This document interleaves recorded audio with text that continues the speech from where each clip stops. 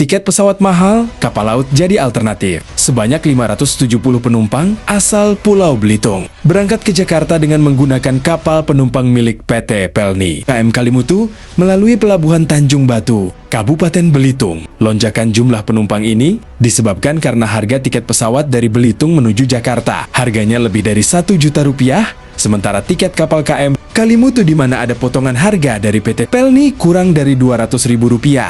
Lonjakan penumpang ini juga dikarenakan sudah memasuki masa liburan sekolah serta para siswa yang telah lulus dan ingin melanjutkan kuliah keluar Pulau Belitung. Suwandi, salah satu penumpang, mengatakan dirinya berangkat ke Jakarta karena ingin mengantar anak bungsu yang ingin kuliah ke Bandung. Dirinya berangkat bersama anak dan istrinya. Menurut Suwandi, dirinya memilih kapal laut karena harga tiket pesawat ke Jakarta yang sangat mahal. Makanya dia beserta keluarga memilih kapal laut, dikarenakan masih bisa ngirit untuk membeli perlengkapan anak sekolah. Tur Suwandi terpantau kepadatan terjadi di Pelabuhan Tanjung Batu dari keluarga yang mengantar sanak saudaranya.